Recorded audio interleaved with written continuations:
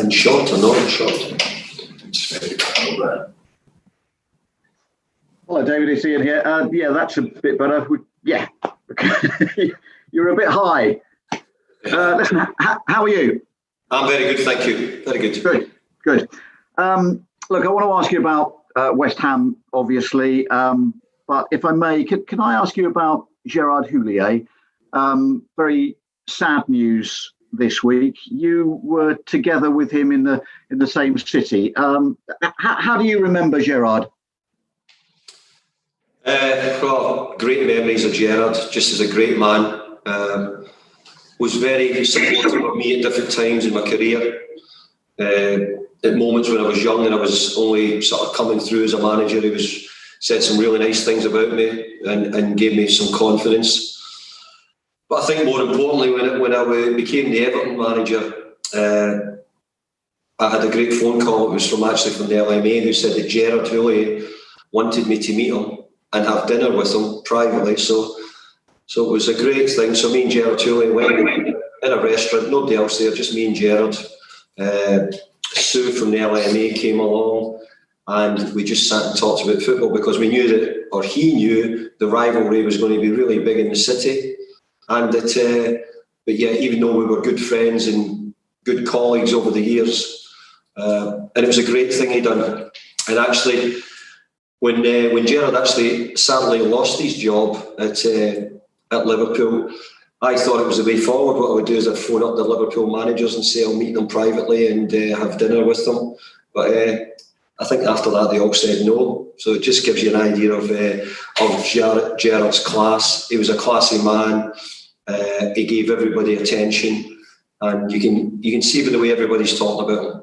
And through many years, I've worked with him in UEFA and been around UEFA with him and been close to him. So it was a real shock when I heard the news.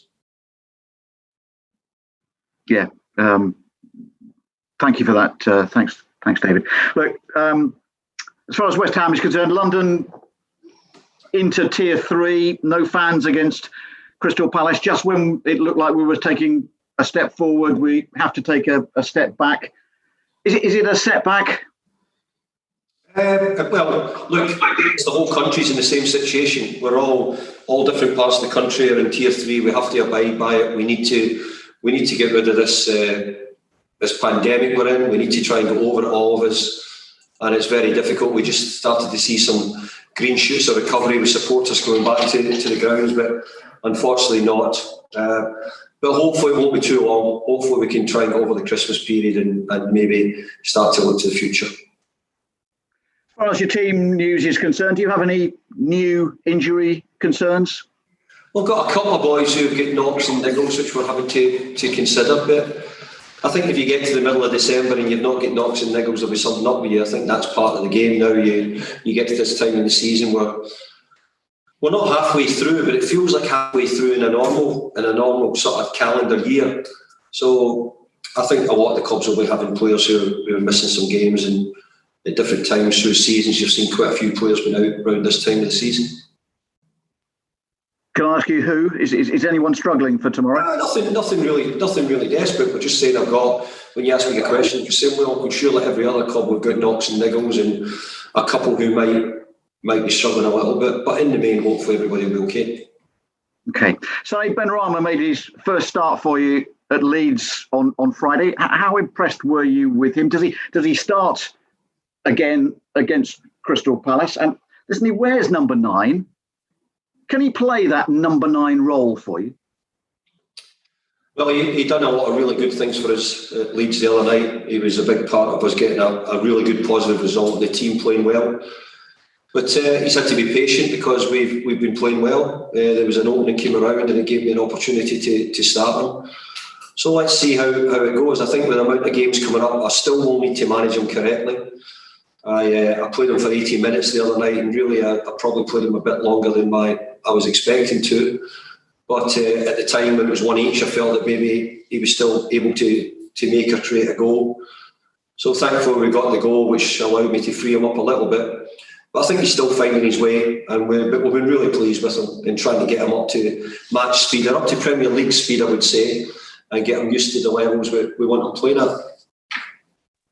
And playing that forward role, can you see him doing that, perhaps? I think he could do it if we needed it. I think he could, but I wouldn't say he's not what you would call a traditional number 9. I would see him more as maybe a 10 or an 11 or a 7. But recently over the years we've put quite a couple of 7s or 11 centre forwards and they've done quite well. So who knows? Look, finally from me, IFAB meet tomorrow. They are expected to give the go-ahead for concussion substitutes. It's something that the Premier League could approve later this week. How important is that going to be, do you think, for player welfare? Yeah, I think it's an easy decision to say that we will do it, and it's easy. I think it's something going forward we must do. I thought you were going to ask me the question that IFAB were going to come on here and start considering all the other doubts everybody's got in football, whether it be penalty kicks or offsides or anything else to do with VAR. I think the one they're going to discuss is an easy answer, and I think we all know the answer. Yes, we all need concussion subs, and I think it's an easy one to say yes to. Thanks, David. Thank you. Thanks. Sam from Delby. Hi there, David. Nice to see you. Fairly generic one from me to kick off with. It's West Ham's best start to a Premier League season for 5 years now. What would you put that down to? First and foremost, to the endeavours and the hard work of the players. I've got to say, I've also got a really good staff here who's helped, and whether it be the fitness staff, whether it be the coaching staff, the medical staff, they've all done a really good job. And it's got us with not so much injuries, it's got us with playing a bit better, it's got us fitter. So I think all those things have really, really helped us, Sam. But ultimately, it's the players. And, I would have to say probably the players we've brought in as well have made a big difference to the squad and to the team. Yeah, just 7 points separating the top 10 in the Premier League. Do you feel like this is a season where there's a real opportunity to achieve something quite special? I think you start every season hoping to achieve something special. But I said right at the start, I don't want to be promising the supporters something which I can't deliver. I'd rather sort of promise them less and over-deliver if I can. We're only 10 or 11 games gone at the moment, and that's still my sort of what I want to do. I don't want to promise too much. I'm still looking at making sure, let's get 40 points and then start being really positive. So as soon as I get 40 points, then I'll be positive and really positive, because I want us to be challenging. I want us to be pushing. But let's not kid ourselves. It was only 4 months ago, when I was sitting in this seat and you were all interviewing me, and it was all about, can you avoid relegation? Can you stay out the bottom? And apart from 2 goals, we would have sat all through the lockdown in a relegation position. So you mustn't forget where we were, but we also must now look forward and say, look, we're changing it round. But I don't want to put too much expectations on the players, and certainly not on myself, because it makes it too hard a job if it does that way. Small steps, and that's what I'm trying to do. Finally, David, if I may just ask about Aaron Cresswell as well. 200 appearances he made on Friday night, a brilliant performance against Leeds as well. I think he's created most chances for your side. He's got most assists as well. Could you just give us an insight into how important he is for your side? Yeah, well, it was interesting. I said to Martin Noble, what did he think? He says 200. He says, I had done that when I was 22 years old. So Chris is now 30. So there was he was looking at it, but in all seriousness, it's great what he's done, and he may be playing as well as he's played at any time for many a year, and we're really pleased. He's assisting, he's helping us, he's playing well defensively. So for lots of reasons, he's doing a really good job. Thanks, Sam. Phil from BBC. Hi, David. Hope you're well. Hi, Phil. Just going back to sort of a question about Saeed, but also in the opposition, Eberechi Eze. Players that come in from the Championship shows that there's lots of talent there. Obviously, we've seen Gerard as well come in. But those talented players, how much sort of adaptability do you have to accept to make the step up as a coach to get them to be Premier League ready, as you said earlier? Well, I think it's a great credit to the boys, and I think the ones you've named have done extremely well. I mean, you would add Ollie Watkins to that as well, maybe Matty Cash as well, with the boys at Aston Villa. I think there's been a group in the Championship which could have stepped up and have done. I think most of them have come in and shown that they're capable of playing in the Premier League. But I used to always think through the years, where were we going to get players from? And quite often all the players you bring are from the lower leagues. But something's become more sexy and exciting that we should go and look to all the countries outside ours for a lot of the talent. I can only tell you the players I've had over the years what I've taken from the lower leagues have done really well. There's a hunger about them. They've got something to prove. They have to show that they can step up. Sometimes they don't. But certainly the players you're talking about at the moment, Ezzy's done a great job at Palace, and as I said, mentioned Ollie Watkins at Aston Villa just as two, but there's been certainly others who've done it as well. And again, going back to what you said earlier about what you want to achieve this season and baby steps, get to that 40 points and move on. But from your squad's point of view, not just results but performances, how much does that lead into the confidence that they can grow with as well?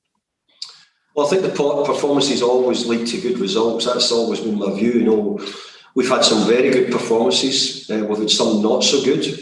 So when the days are not so good, we have to try and find a way of being resolute and getting the results. But I think we're building on it. I think we're looking as if we're capable of scoring goals in all the games we play in. And you have to say at the moment, we've been doing that without our sort of talisman and Mickey Antonio. We've had to come through a period, we probably don't know for now 5 or 6 games without him. And we've had to still continue picking up points and wins. So we'll look forward to getting them back. But we know that we have to play well if we're going to keep up the position in certainly the league position we're in at this present time.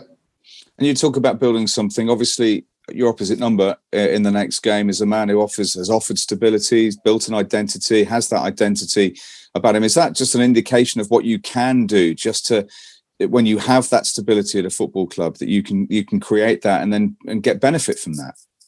I believe so, but I think more importantly, they've got a tremendous manager who's got great knowledge and has seen so many things. And I just think his longevity, Roy, and his experience is worked so well for Crystal Palace over recent years. I don't think you ever really have considered Crystal Palace of a team which is even get close to relegation. I think you're looking at them more to get closer to the top end of the league. And you have to give Roy the credit for that. He's done a brilliant job, continues to do a brilliant job. And, to keep going at the age is great credit to him, it really is. Thanks, Phil. Cameras off, please. Cheers, chaps.